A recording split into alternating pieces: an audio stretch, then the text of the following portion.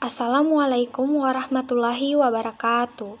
Perkenalkan, nama saya Anissa Anggun Rahmawati, NIM F2020010181 dari kelas A2 Farmasi, Prodi S1 Farmasi. Saya akan memaparkan materi mengenai sistem indera. Materi yang akan saya bahas ada 3. Yang pertama pendahuluan sistem indera, yang kedua anatomi fisiologi mata, dan yang ketiga anatomi fisiologi telinga. Kita masuk pada pembahasan pertama, yaitu sistem indera. Sistem indera adalah bagian dari sistem saraf yang berfungsi untuk proses informasi indera. Di dalam sistem indera, terdapat reseptor indera, jalur saraf, dan bagian dari otak ikut serta dalam tanggapan indera. Umumnya, sistem indera yang dikenal adalah penglihatan, pendengaran, penciuman, pengecapan, dan peraba. Alat indera berfungsi sebagai 1. Reseptor atau penerima rangsangan. 2. Setiap reseptor berfungsi untuk merespon rangsangan tertentu saja. Misalnya, mata untuk merespon rangsangan cahaya. Kita masuk pada pembahasan kedua, anatomi fisiologi mata. Alat indera penglihatan pada manusia adalah mata. Indera penglihat atau mata disebut juga fotoreseptor karena mata sangat peka terhadap rangsangan cahaya. Bola mata manusia berdiameter kira-kira 2,5 cm dengan 5/6 bagiannya terbenam dalam rongga mata dan hanya 1/6 bagiannya saja yang tampak dari luar dengan bagian depan yang bening. Fungsi dari bola mata untuk membentuk bayangan dari benda yang dilihat, kemudian retina membentuk impuls yang dijalarkan ke saraf otak 2 terus ke otak untuk diinterpretasikan sebagai penglihatan. Struktur bola mata. Yang pertama yaitu kornea. Kornea adalah bagian sklera yang bening dan dilindungi oleh lapisan konjungtiva yang melindungi kornea dari gesekan. Fungsi dari kornea yaitu untuk memfokuskan bayangan yang masuk ke mata. Kemudian yang kedua yaitu kanal sklem. Kanal sklem adalah pengatur volume aqueous humor dengan mengalirkannya ke pembuluh darah. Yang ketiga pupil, yaitu bintik tengah yang berwarna hitam yang merupakan celah dalam iris. Pupil berfungsi untuk mengatur besar kecilnya cahaya yang masuk ke mata. Yang keempat iris atau selaput pelangi, mengandung banyak pembuluh darah dan pigmen. Iris berfungsi untuk mengatur besar kecilnya pupil. Saat terang, iris akan mempersempit pupil dan saat gelap, iris akan memperlebar pupil. Kemudian yang kelima yaitu lensa mata. Lensa mata berbentuk cembung, bersifat transparan dan terdiri dari lapisan serat protein. Lensa mata dibagi menjadi 2, yaitu ruang antar kornea dengan lensa atau aqueous humor. Yang kedua yaitu ada vitreous humor. Aqueous humor adalah cairan yang dihasilkan badan siliaris dan mengisi bagian depan lensa. Fungsinya yaitu untuk memberi nutrisi bagi kornea dan lensa, juga membiaskan cahaya yang masuk ke mata. Sedangkan dari vitreous humor adalah cairan yang mengisi bagian belakang lensa mata, yang berfungsi menjaga bentuk dan tekanan bola mata. Kemudian, badan siliaris adalah kumpulan ligamen suspensor yang berfungsi mengubah cembung cekung lensa mata dengan kontraksi relaksasi. Makula lutea atau bintik kuning adalah bagian retina berpigmen kuning dan terdapat fovea centralis yang mengandung sel konus dan sangat peka, juga tajam dalam menerima rangsangan cahaya. Bintik buta adalah bagian yang tidak mengandung sel-sel fotoreseptor. Saraf optik 2 adalah saraf yang mengatur indera penglihatan. Bilik anterior yang terletak antara kornea dan iris. Bilik posterior terletak di antara iris dan lensa. Bola mata terdiri dari 3 lapisan. Lapisan pertama yaitu sklera atau tunika fibrosa. Lapisan terluar yang berwarna putih dan tidak bening.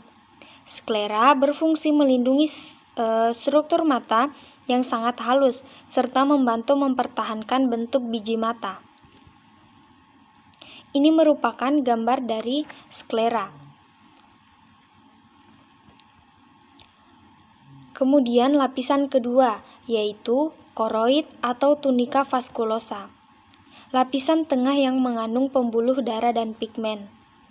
Koroid berfungsi memberi zat makanan pada sel-sel retina.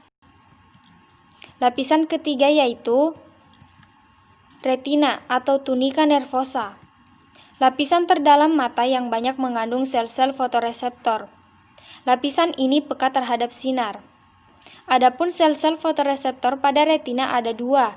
Yang pertama yaitu sel kerucut atau konus, sel yang peka terhadap intensitas cahaya tinggi dan warna. Sel konus terdiri dari sel yang peka terhadap warna merah, biru, dan hijau. Sel konus menghasilkan iodopsin berupa retinin untuk melihat saat terang. Kemudian sel yang kedua yaitu sel batang atau basil, sel yang peka terhadap intensitas cahaya rendah dan tidak peka terhadap warna. Sel basil menghasilkan rodopsin berupa retinin dan opsin untuk melihat saat gelap. Struktur lain di sekitar mata. Yang pertama yaitu alis dan bulu mata, berfungsi menghindari mata dari air, benda asing, dan kotoran. Yang kedua, kelopak mata, yang terdiri dari dua bagian, yaitu kelopak mata atas dan kelopak mata bawah, yang berfungsi melindungi bola mata dari kerusakan mulai dari dalam menuju ke arah luar. Kelopak mata terdiri atas 5 lapis. Yang pertama konjungtiva, selaput lendir yang melapisi bagian dalam kelopak mata dan melapisi juga permukaan bola. Yang kedua, kelenjar meibomian yang dapat menghasilkan lemak untuk mencegah pelekatan kedua kelopak mata. Yang ketiga, lapisan tarsal, yaitu lapisan jaringan ikat yang kuat untuk menunjang kelopak mata. Yang keempat, otot orbicularis oculi, yaitu otot yang berfungsi menutup bola mata. Yang kelima, jaringan ikat. Kemudian struktur lain yang ketiga yaitu aparatus lacrimalis. Terletak di sudut mata, terdiri dari kelenjar lakrimal atau air mata dan saluran air mata.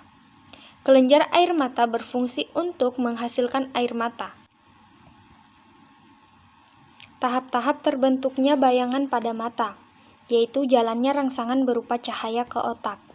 Yang pertama, cahaya masuk ke mata melalui kornea, aqueous humor, pupil, lensa mata, vitreous humor, lalu retina. Yang kedua, cahaya diterima sel-sel fotoreseptor di retina. Yang ketiga, pada retina membentuk impuls. Kemudian reseptor mengirim impuls ke saraf optik 2, lalu ke lobus occipitalis otak untuk diinterpretasikan menjadi sebagai penglihatan.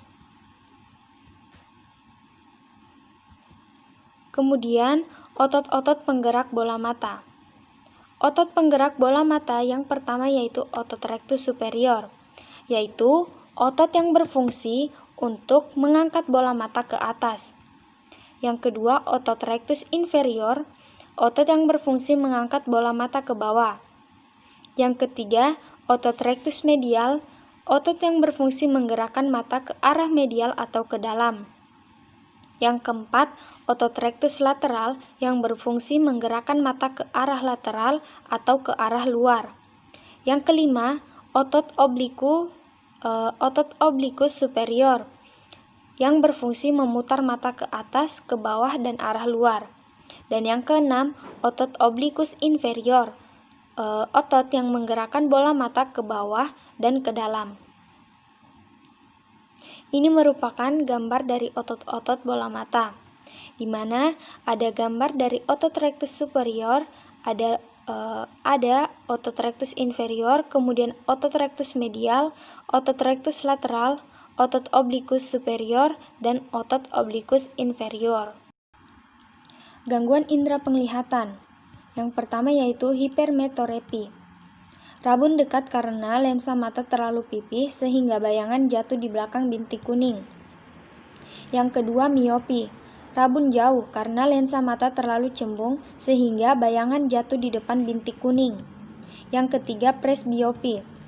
Mata tua karena daya akomodasi terlalu lemah. Yang keempat, astigmatisme. Lengkungan permukaan kornea yang tidak rata sehingga kabur dalam penglihatan. Yang kelima yaitu rabun senja, disebabkan oleh kekurangan vitamin A. Yang keenam, katarak, cacat mata akibat pengapuran lensa. Yang ketujuh, buta warna, gangguan penglihatan mata yang bersifat menurun. Yang kedelapan, mata juling, keadaan kedudukan kedua bola mata dan sumbu penglihatan yang tidak sejajar. Kita masuk pada pembahasan ketiga yaitu anatomi fisiologi telinga. Telinga adalah organ penginderaan dengan fungsi ganda dan kompleks, yaitu pendengaran dan keseimbangan. Reseptor telinga untuk pendengaran adalah organ korti pada koklea dan untuk keseimbangan adalah otolit. Ini merupakan gambar dari anatomi telinga manusia. Yang berwarna orange merupakan telinga bagian luar, yang berwarna pink merupakan telinga bagian tengah, dan yang berwarna biru merupakan telinga bagian dalam. Struktur telinga. Telinga terdiri dari 3 bagian, yaitu yang pertama, telinga bagian luar. Struktur telinga ini terbentuk dari auricula atau daun telinga dan kanal pendengaran eksternal atau ilang telinga. Telinga luar terdiri dari yang pertama, daun telinga. Daun telinga atau auricula berfungsi mengumpulkan suara masuk ke dalam telinga. Yang kedua, saluran telinga yang berfungsi meneruskan suara ke telinga tengah. Dan yang ketiga, gendang telinga atau membran timpani yang berfungsi meneruskan getaran suara ke tulang-tulang pendengaran. Yang kedua, telinga bagian tengah. Bagian telinga ini memanjang dari rongga ke membran timpani ke jendela oval yang terdiri dari tulang malleus, tulang incus, dan tulang stapes. Telinga tengah terdiri dari yang pertama, tulang martil atau malleus, yang kedua, tulang landasan atau incus, yang ketiga, tulang sanggurdi atau stapes. 3 tulang ini berfungsi memperkuat dan menghantar getaran ke saluran telinga yang lebih dalam. Kemudian yang keempat, saluran eustachius, saluran yang berfungsi untuk menghubungkan rongga mulut dengan telinga dalam dan juga mengatur keseimbangan tekanan udara. Ini merupakan gambar dari telinga tengah, di mana ada tulang sanggurdi, tulang landasan, tulang martil, gendang telinga, dan juga saluran eustachius. Kemudian yang ketiga yaitu telinga bagian dalam. Telinga bagian dalam merupakan pusat kendali dari indera pendengaran kita.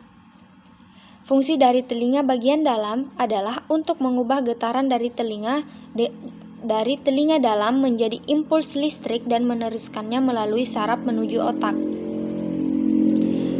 Telinga bagian dalam terdiri dari yang pertama, kanal semisirkuler, yaitu saluran seperdua lingkaran yang bersambung dengan vestibula. Ada 3 jenis saluran, yaitu saluran superior, posterior, dan lateral. Yang kedua, vestibula, merupakan bagian tengah dan tempat bersambungnya bagian-bagian yang lain, ibarat sebuah pintu yang menuju ruang tengah atau vestibula pada sebuah rumah. Yang ketiga, organ korti, mengubah getaran suara menjadi impuls. Yang keempat, tingkap oval, penghubung vestibula dengan tulang sanggurdi. Yang kelima yaitu tingkap bulat, penghubung telinga tengah dan dalam. Dan yang keenam yaitu koklea, adalah organ penting pada telinga dalam bentuk cangkang siput yang berfungsi sebagai reseptor pendengaran. Ini merupakan gambar dari telinga bagian dalam, di mana dapat kita lihat ada saluran setengah lingkaran, ada tingkap oval, koklea yang berbentuk seperti siput, dan juga tingkap bundar. Koklea memiliki 3 bilik. Yang pertama, skala vestibular, yang berhubungan dengan tulang sanggurdi melalui tingkap oval. Yang kedua, skala koklea atau media, berada di antara skala vestibular dan timpani, yang dibatasi oleh membran Reissner dan membran basilar. Yang ketiga, skala timpani berhubungan dengan rongga timpani melalui tingkap bulat. Dapat kita lihat pada gambar di samping, di mana ada skala vestibular, skala koklea, skala timpani, dan membran Reissner, membran basiler, organ Corti, membran tektorial, dan ada saraf auditori 8. Yang keempat yaitu saraf auditori 8.